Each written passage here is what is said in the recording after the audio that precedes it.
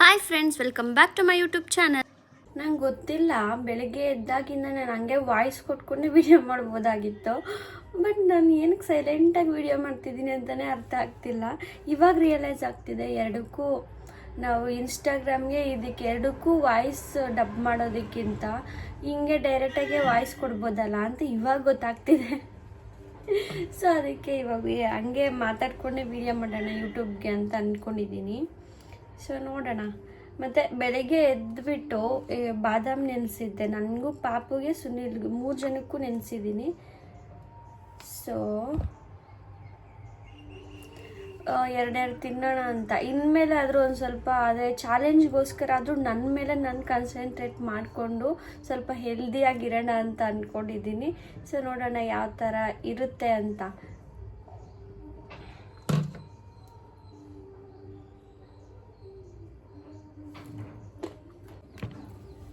ಇವತ್ತು ಸ್ಯಾಟರ್ಡೆ ಪೂಜೆ ಮಾಡಬೇಕು ಅಂತ ಅಂದ್ಕೊಂಡಿದ್ದೀನಿ. ಸೊ ಅದಕ್ಕೆ ನಿದ್ದೆನೂ ಬಂದಿಲ್ಲ ನನಗೆ ಪೂಜೆ ಮಾಡಬೇಕು ಅನ್ನೋ ಇದರಲ್ಲಿ. ಯಾಕೆಂದರೆ ನೆನ್ನೆ ಮಾಡೋಣ ಅಂದ್ಕೊಂಡೆ, ಆಗಿಲ್ಲ. ಸೊ ಇವತ್ತು ಮಾಡಲೇಬೇಕು ನಾನು. ಸೊ ಅದಕ್ಕೆ ನಿದ್ದೆನೇ ಬರ್ತಾಯಿಲ್ಲ ನನಗೆ. ಇವಾಗ 6:45ಗೆ ಎದ್ದೆ. ಪಾಪು ಇನ್ನೂ ಮಲಗಿದ್ದಾಳೆ.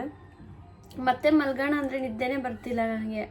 ಯಾವಾಗ ಪೂಜೆ ಮಾಡೋಣ ಅನಿಸ್ತಾ ಇದೆ. ಹೊರಗಡೆ ಹೋಗಿ ನೋಡ್ತೀನಿ, ಫುಲ್ ಮುಚ್ಕೊಂಡ್ಬಿಟ್ಟಿದೆ, ಏನೂ ಕಾಣಿಸ್ತಿಲ್ಲ. ಅಷ್ಟು ಮಂಜು ಬೀಳ್ತಿದೆ ಹೊರಗಡೆ, ಏನಂತ ಗೊತ್ತಿಲ್ಲ. ಫಸ್ಟ್ ಟೈಮ್ ನೋಡಿದ್ದು ನಾನು ಇಷ್ಟೊಂದು ಮಂಜು. ಮಳೆ ಬೀಳೋ ಥರ ಬೀಳ್ತಿದೆ. ಸೊ ಅದನ್ನ ನೋಡಿ ಮತ್ತೆ ಬಂದು ಇನ್ನು ಇಷ್ಟು ಬೇಗ ಸ್ನಾನ ಮಾಡ್ಕೊಳ್ಳೋಕ್ಕಂತೂ ಆಗಲ್ಲ. ಬಿಸಿಲು ಬಂದಮೇಲೆ ಸ್ನಾನ ಮಾಡ್ಕೊಬೇಕು. ಸೊ ಅದಕ್ಕೆ ಸುಮ್ಮನೆ ಇದ್ದೆ. ಇನ್ನು ಕ್ಲೀನಿಂಗ್ ಎಲ್ಲ ಮಾಡಬೇಕು. ಕಿಚನ್ ಕ್ಲೀನಿಂಗ್ ಎಲ್ಲ ಆಗೋಯ್ತು. ನೆನ್ನೆನೇ ಮಾಡಿದ್ದೀನಿ. ನೆನ್ನೆ ಫುಲ್ ಮಧ್ಯಾಹ್ನದಿಂದ 6 ಗಂಟೆವರೆಗೂ ಮಾಡಿದ್ದೀನಿ. 12:30 1 ಗಂಟೆಯಿಂದ. ಸೊ ಇವಾಗ ಏನು ಕಿಚನ್ ಕ್ಲೀನಿಂಗ್ ಏನು ಇರಲ್ಲ. ಒರೆಸ್ಬಿಟ್ಟು ಮನೆ ಕ್ಲೀನ್ ಅಂದರೆ ಮನೆ ಗುಡಿಸಿ ಒರೆಸಿ ಪೂಜೆ ಮಾಡೋದಷ್ಟೇ, ಸ್ನಾನ ಮಾಡಿಕೊಂಡು. ಸೊ ನೋಡೋಣ ಎಷ್ಟೊತ್ತಾಗುತ್ತೆ ಅಂತ.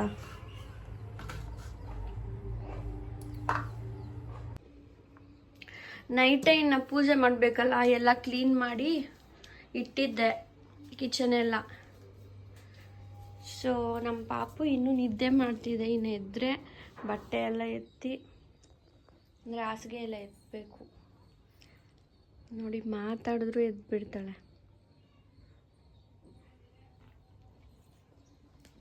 ಆ್ಯಕ್ಚುಲಿ ಅವಳು 6 ಗಂಟೆಗೆ ಎದ್ದಿದ್ಲು.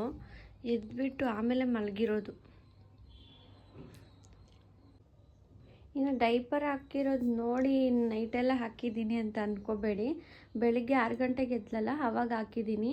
ಯಾಕಂದರೆ ಅವಳು ಬೆಳಗ್ಗೆ ಹೊತ್ತು ಇನ್ನು ಟಾಯ್ಲೆಟ್ಗೆ ಹೋಗ್ತಾಳಲ್ವ, ಅದಕ್ಕೆ ಸುಮ್ಮನೆ ಯಾಕೆ ಅಂತ ನಾನು ಬೆಳಗ್ಗೆ ಎದ್ದಿದ ತಕ್ಷಣ ಹಾಕ್ತೀನಿ. ಆದರೆ ಅವಾಗ 6 ಗಂಟೆ ಮೇಲೆ ಯಾವಾಗ ಎಚ್ಚರ ಆದರೂ ಕೂಡ ಹಾಕಿ ಮಲಗಿಸ್ತೀನಿ. ಮತ್ತು ಬೆಡ್ಶೀಟ್ ಎಲ್ಲ ಗಲೀಜಾಗಿಬಿಡುತ್ತೆ.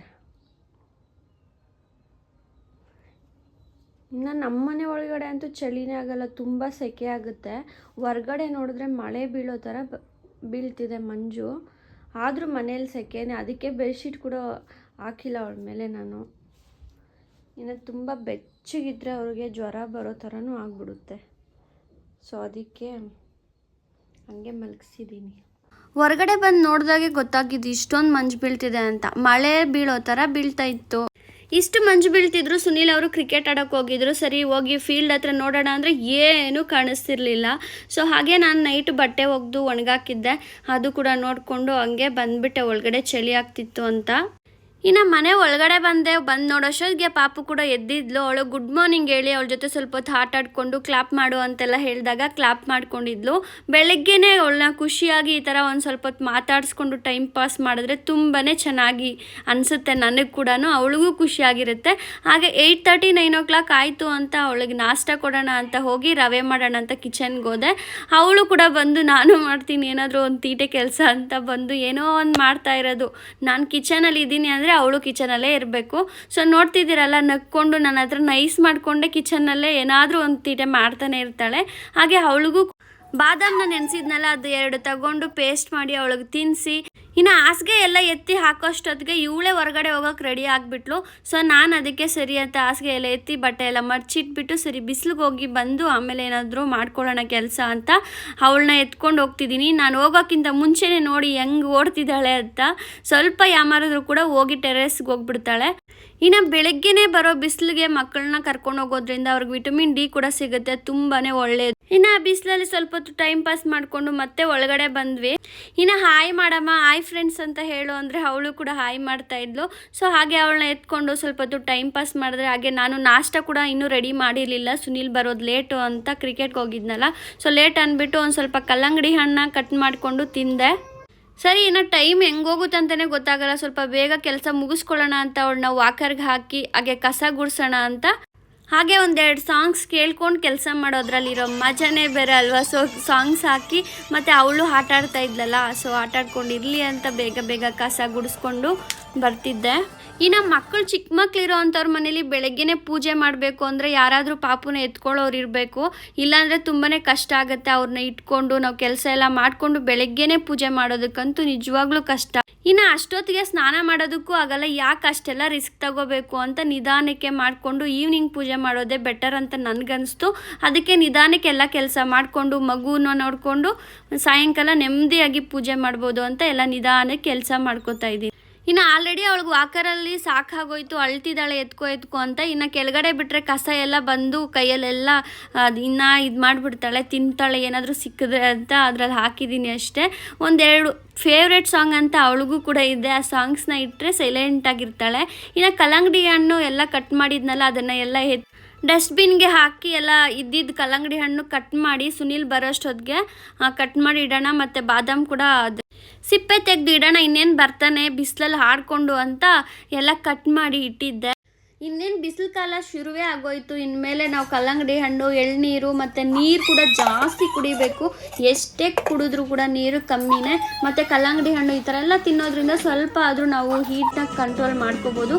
ಹಾಗೆ ನಮ್ಮ ಫಿಶ್ ಕೂಡ ಕಾಯ್ತಾ ಇತ್ತು, ಊಟ ಹಾಕಿಲ್ಲ ಅಂತ. ಸೊ ಅದಕ್ಕೂ ಊಟ ಹಾಕಿ ಆಮೇಲೆ ಸುನಿಲ್ ಬಂದ, ಹೂವು ಮತ್ತು ರಂಗೋಲಿ ಪುಡಿ ಖಾಲಿಯಾಗಿತ್ತು ಅಂತ ತಗೊಬಂದು ಅವರು ಕೂಡ ಫ್ರೆಶ್ ಅಪ್ ಆದರೂ ಟೊಮೆಟೊ ಚಿತ್ರಾನ್ನ ಮಾಡಿದ್ದೆ.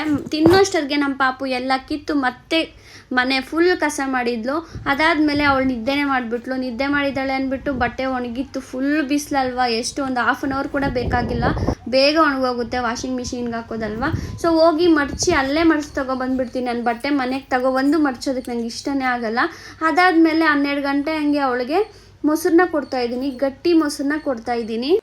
ಇನ್ನು ಅವಳನ್ನ ಆಟ ಆಡಿಸ್ಕೊಂಡು ಮೊಸರು ಕೂಡ ಖಾಲಿ ಮಾಡಿದೆ. ಅದಾದಮೇಲೆ ಮಧ್ಯಾಹ್ನ 2 ಗಂಟೆ ಆಯಿತು. ಆಗ ಅವಳಿಗೆ ಮೊಟ್ಟೆ ಒಂದು ಬೇಯಿಸಿ ಮತ್ತು ರೈಸ್ ಕೂಡ ಮಾಡಿ, ಒಂದು ಸ್ವಲ್ಪ ರೈಸು ಮತ್ತು ಒಂದು ಮೊಟ್ಟೆನ ಮಧ್ಯಾಹ್ನ ಲಂಚಿಗೆ ಅಂತ ಅವಳಿಗೆ ಕೊಟ್ಟೆ. ಲೇಟಾಗಿ ನಾಷ್ಟ ಮಾಡಿದ್ವಲ್ಲ ಅಂತ ನಮಗೆ ಲಂಚಿಗೆ ಏನೂ ಮಾಡ್ಕೊಂಡಿರಲಿಲ್ಲ, ಅದಕ್ಕೆ ಒಂದು ಸ್ವಲ್ಪ ಕಲ್ಲಂಗಡಿ ಹಣ್ಣು ಮತ್ತೆ ತಿಂದೆ. ಸೊ ಅದಾದಮೇಲೆ ಟೈಮ್ ಆಯಿತು ಅಂತ ಅನ್ನ ಸಾಂಬಾರು ಕೂಡ ಮಾಡಿ ನಾನು ಸುನಿಲ್ ಕೂಡ ತಿಂದ್ವಿ.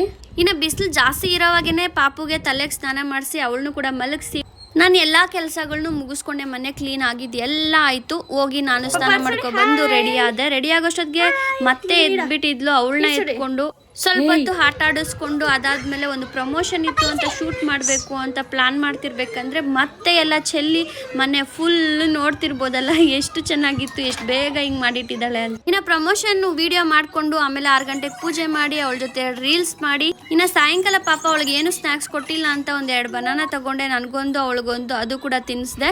ಇನ್ನು ಸ್ವಲ್ಪ ಹೊತ್ತು ಆಟ ಆಡ್ಕೊಂಡು ನಿದ್ದೆನೇ ಮಾಡಿ. ಸೊ ಫ್ರೆಂಡ್ಸ್, ನೋಡಿದ್ರಲ್ಲ ಯಾವ ಥರ ಎಲ್ಲ ಇತ್ತು ನಮ್ಮ ದಿನ ಅಂತ. ಸೊ ತುಂಬಾ ಕಷ್ಟ ಅನಿಸುತ್ತೆ ಒಂದೊಂದ್ಸಲ, ಅಂದರೆ ಪೂಜೆ ಮಾಡುವಾಗ ಅಷ್ಟೇ ಇಷ್ಟು ಕಷ್ಟ ಅನಿಸೋದು, ಯಾಕಂದರೆ ಎಲ್ಲ ಕ್ಲೀನ್ ಮಾಡ್ಕೋಬೇಕಲ್ಲ. ಸೊ ಅದಕ್ಕೆ ಸ್ವಲ್ಪ ಕಷ್ಟ ಅನಿಸುತ್ತೆ. ಸೊ ಎನಿವೇ, ನೋಡಿದ್ರಲ್ಲ ಯಾವ ಥರ ಇತ್ತು ನನ್ನ ಬ್ಯುಸಿ ಡೇ ಅಂತ. ಸೊ ಈ ವಿಡಿಯೋ ನಿಮ್ಗೆ ಇಷ್ಟ ಆಗಿದೆ, ಲೈಕ್ ಮಾಡಿ, ಶೇರ್ ಮಾಡಿ, ಕಮೆಂಟ್ ಮಾಡಿ, ಹಾಗೆ ಸಬ್ಸ್ಕ್ರೈಬ್ ಮಾಡೋದು ಮಾತ್ರ ಮರಿಬೇಡಿ. ಮುಂದಿನ ವ್ಲಾಗಲ್ಲಿ ಸಿಗೋಣ. ಅಲ್ಲಿವರೆಗೂ ಬಾಯ್.